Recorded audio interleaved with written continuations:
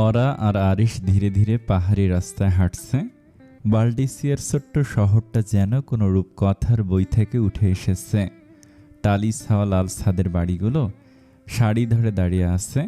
দেয়াল জুড়ে আঁকা প্যাস্টেল রঙের ফুল আর পুরনো সময়ের ছোঁয়া মাখা জানালার গ্লাসগুলো রোদের আলোয় ঝিকমিক করছে। রাস্তার পাশে একটা ছোট্ট ক্যাফে সাদা রঙের কাঠের চেয়ার আর টেবিল পেতে রেখেছে বাইরে, যার ওপর রোদ্দুর আর পাতার ছায়া একসাথে খেলা করছে। সেখানে বসতেই গেল তারা। এক মাঝ বয়সী ভদ্র মহিলা, চোখে রিমলেস চশমা আর গায়ে কোট, হাসি মুখে এগিয়ে এসে জিজ্ঞেস করলেন, বনজর্নো, what would you like to have? Arish মিনুর দিকে তাকে বললেন, 2 cappuccino, 2 croissant with chocolate filling, that it for now. গ্রেজি, I will be right back. ভদ্রমহিলা চলে যেতে ওর আস্তে করে বলল, বুনাগিরি টিরি না জানি কি বললেন উনি, ওটার অর্থ কি? ওরার কথায় জোরে হেসে উঠল আরিশ। ভুরু কুঁচকে ফেলল ওরা। জানে না বলে জিজ্ঞেস করলো, তাতে হাসার কি আছে? স্থানীয় ভাষায় শুভ সকাল বলেছেন। ও আচ্ছা, আপনি ইতালিয়ান ভাষায় কথা বলতে পারেন? একটু আধটু, তবে পুরোপুরি না। কাজকর্মের সূত্রে ইতালিতে আসতে হয়, সেখান থেকে একটু আধটু শিখেছি, কাজ চালিয়ে নেওয়ার মতো। বুঝলাম। আরিশ ওরার কানের পাশে মুখ এনে ফিসফিস করে বলল, এমন করছো কেন? এরকম তো কিস করলে করে। তুমি কি কিস করতে চাচ্ছ হামিংবার্ড? ভড়কালো ওরা। বিষম খেলো। আরিশ পানির বোতল থেকে পানি পান করতে দিল ওরাকে। ধীরে সুস্থে পানি পান করে ধাতস্থ হয়ে বসল সে। কি এমন বললাম যে বিষম খেলে? আপনি বড্ড দুষ্টু। কিছু করার নেই, আমি এমনই ডার্লিং। আরিশের কথায় ওর মুখটা একটু লাল হয়ে উঠল। সে জানালা দিয়ে বাইরের দিকে তাকিয়ে থাকলো কিছুক্ষণ। হালকা হাওয়ায় তার খোলা চুল উঠছে। ক্যাফের গুনগুন সুর, দূরের গির্জার ঘণ্টাধ্বনি আর পাহাড় থেকে নামা শীতল হাওয়া সব মিলিয়ে এক অদ্ভুত শান্তির অনুভূতি তৈরি হচ্ছিল তাদের মাঝে। এর মধ্যে ভদ্রমহিলা খাবারগুলো দিয়ে গিয়েছেন। আরিশ ক্যাপাচিনোর কাপটা হাতে তুলে বলল, ইচ্ছে করছে এখানে থেকে যাই, শুধু তুমি আর আমি, সাথে পাহাড়ি নীরব প্রকৃতির সৌন্দর্য। তাহলে আমাকে ইচ্ছে মতো জ্বালাতন করতে পারতেন আর কি। ওরা মৃদু হেসে কিছুটা নিচু স্তরে বলল কথাগুলো। আরিশ এসে তাকালো তার দিকে, কিন্তু সেই হাসি স্থায়ী হলো না বেশিক্ষণ। আচমকায় ওরার উরুতে শক্ত করে হাত রাখলো আরিশ। কিছুটা ঘাবড়ে গেল ওরা। আমি না জ্বালালে আর কে জ্বালাবে তোমায়? আবার আপনাকে ডাক্তার দিকে কী লাভ হয়েছে শুনি? বিস্মিত হলো আরিশ। সত্যি তো, এমন আচরণ তো করার কথা নয় তার। হাত সরিয়ে ফেলল আরিশ। ডাক্তারের যা করার ছিল করেছে। তোমার যদি মনে হয় আমি আর 5টা ছেলের মতো শান্ত ভদ্র টাইপ হয়ে গেছি, তাহলে বলবো তুমি ভুল। ডাক্তার আমার মানসিক অস্থিরতা দূর করেছেন, আমার স্বভাব বদলাতে পারেননি। দীর্ঘশ্বাস ছাড়ল ওরা। আরিশ সঠিক বলেছে।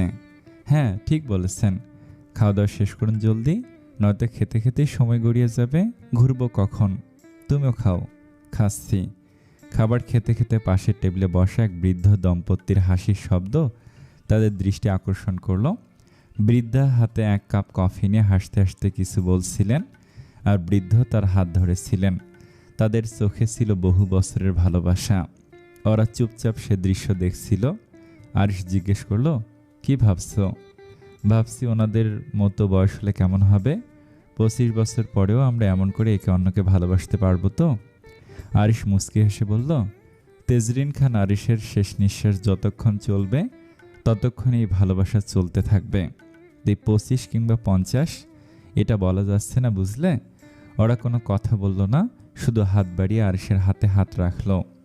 ঠোঁটের কোণে তার মুচকি হাসির রেখা। সকালের নাস্তা শেষ করে তারা দুজন বেরিয়ে পড়ল টাস্কানির বিভিন্ন জায়গা দেখতে। গাড়ি চালক মারিও ছিল সাথে। প্রথমেই তারা গেল ক্যাস্টেল ভেসিও বা পুরনো দুর্গে। সেখানকার পাথরের আঁকা বাঁকা গলি, ভাঙা প্রাচীর আর ঘন নীরবতায় মোড়া শহরটা যেন নিঃশব্দে বলছিল শতাব্দীর পুরনো গল্প। দেয়ালের ফাটল গজিয়ে ওঠা লতাগুল্ম, কাঠের জানালায় মরছে ধরা বন্ধ শাটার আর দূরে চোখে পড়া রঙিন ছাদের শাড়ি, সবকিছু ছিল ছবির মতো নিখুঁত, অথচ ধুলো মাখা। দুর্গের ওপর উঠে তারা কিছুক্ষণ দাঁড়িয়েছিল নিচের উপত্যকার দিকে তাকিয়ে। নিচে সূর্যরঙা মাঠ, দূরে পাহাড়ের রেখা আর মাথার ওপর থেমে থাকা আকাশ। পুরনো দুর্গ শহর থেকে বেরিয়ে তারা চলে গেল বাগ্ন ভিগ্ননির ছোট্ট গ্রামে। সেখানে প্রাচীন গরম ঝর্ণার চারপাশে জল জমে ছোট ছোট পুকুর তৈরি, যেগুলোকে ঘিরে বেরিয়েছে পাথরের ব্রেঞ্চ আর কাঠের সেতু। তারা ধীরে ধীরে পুকুরের ধারে হাঁটছিল, গরম জল থেকে উঠে আসা ধোঁয়ার সাথে মিশে থাকা সেই নরম আর্দ্রতা অনুভব করছিল। কিছুক্ষণ বসেছিল ঝর্ণার পাশের পাথরে, তারপর ফিরে আসলো মনে রেখে এক নরম স্মৃতি। সূর্য তখন টালমাটাল করে পশ্চিমে হেলে পড়েছে। হালকা সোনালি আলো বালডিসিয়ার গম খেতে ছড়িয়ে পড়ে সোনার চাদরের মতো ঢেকে রেখেছে গোটা উপত্যকা। সাইপ্রাস গাছগুলো নিঃশব্দ পাহারাদারের মতো দাঁড়িয়ে আছে। গাড়ির জানালায় হাওয়ার ঝাপটা এসে ওর চুলগুলো এলোমেলো করে দিল। আজকের দিনটা কখনো ভুলব না রাগীভূত, আমার জীবনের অন্যতম একটা দিন ছিল। আরিশ মুচকি হাসল। ওরা তার হাসির কারণটা ঠিক বুঝতে পারল না। হাসিতে দুষ্টুমি লুকিয়েছিল।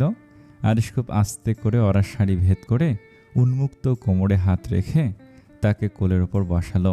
ওরা কিছু বলতেও পারছে না এখন। মারিও গাড়ি চালাচ্ছে। লজ্জায় গাড়ি থেকে লাফ দিয়ে পারলে শান্তি লাগতো তার।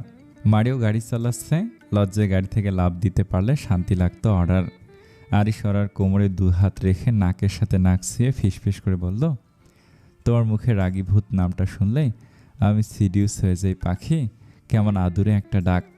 চোখ বড় করে ফেললো ওরা। কি একটা অবস্থা! রাগীভূত বলে ডাকলেও সমস্যা? কিসব বলছেন? এমন নামও কারো? Do you love me? Yes, I love you. কোনো সন্দেহ আছে? নো। আরিশ ওরার ঘাড়ে শক্ত করে হাত রাখলো। এক হাতে কোমর আঁকড়ে ধরে অন্য হাতে ঘাড় চেপে ধরে ঠোঁটে ঠোঁট ছুঁয়ে দিল সে। প্রথমে অস্বস্তি লাগলেও পরে নিজেকে ধাতস্থ করে নিল ওরা। মারিও এর মধ্যে একটা রোমান্টিক গান বাজাতে শুরু করেছে। যদিও ওরা ইতালিয়ান গানের আগা মাথা বোঝে না, তবে আরিশ তো বুঝতে পারছে। কিছুক্ষণ বাদে ওরার ঘাড় ছেড়ে দিল আরিশ।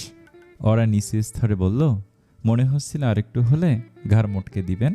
শব্দ করে হেসে উঠল আরিশ। মারিও মুসকে মুসকে হাসছে। মোটকে দিলে ব্যথা পেতে?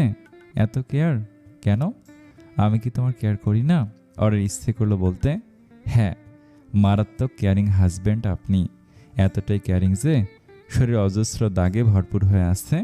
এতটাই কেয়ারিং যে ঠাস করে থাপ্পড় মারতেও সময় লাগে না। কিন্তু ওরা এসব কিছু বলল না, মুচকে হাসলো কেবল। কি হলো বলো? হ্যাঁ হ্যাঁ, অনেক কেয়ার করেন।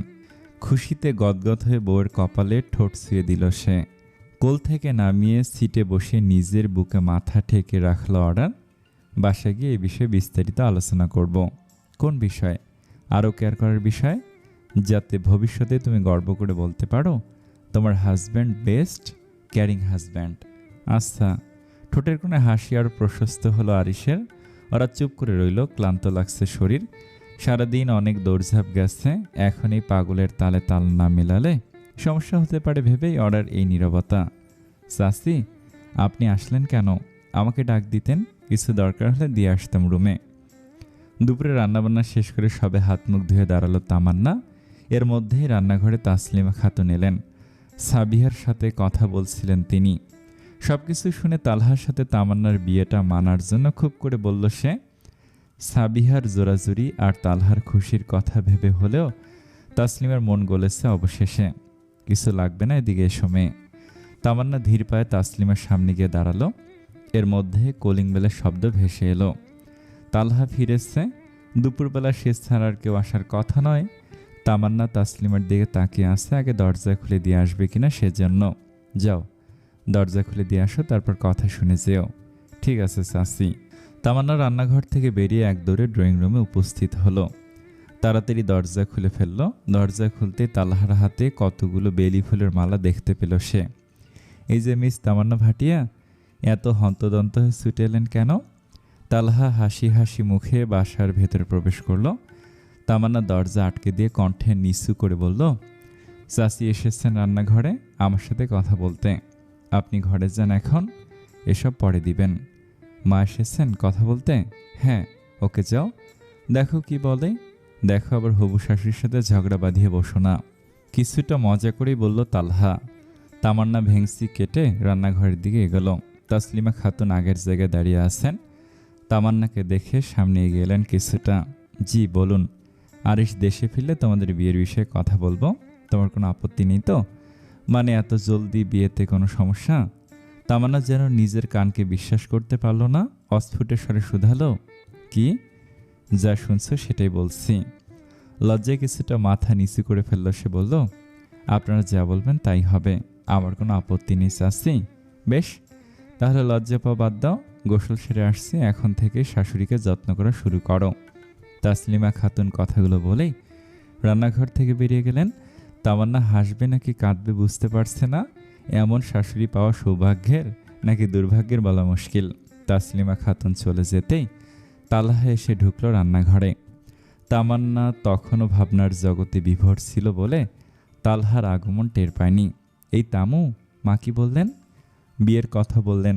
ভাইয়া ফিরলে আপনার আর আমার বিয়ের কথা বলবেন চাচি। কি? হ্যাঁ, যা শুনছেন সেটাই। তালহা খুশিতে তামান্নাকে কোলে তুলে নিয়ে ঘুরতে লাগলো। তামান্নার মাথা ঘুরছে। মারহাবা, মা এভাবে রাজি হয়ে গেছে ভাবতে আনন্দ লাগছে। আমার মাথা ঘুরছে, নামান বলছি। আরে কিছু হবে না তালহা ভাই। থেমে গেল তালহা। তামান্নাকে কোল থেকে নামিয়ে দিল। ঠোঁট টিপে হাসছে তামান্না। তালহা গাল ফুলে বলল, ভাই বললে কেন? থামানোর নিনজা টেকনিক তবে রে। তালহা তামান্নাকে ধরতে চাইল, কিন্তু তামান্না দৌড়ে রান্নাঘর থেকে বেরিয়ে গেল। দুজনেই মহা খুশি আজ। অবশেষে তাদের ভালোবাসা পূর্ণতা পেতে চলেছে। নয়নার মন এখন একটা নীরব সীমানার ভেতরে বন্দি। প্রতিদিন সকালে ইউনিফর্ম পরে আয়নায় নিজেকে দেখে, কিন্তু সেই চেনা মুখের ভেতরেও যেন কিছু হারিয়ে গেছে।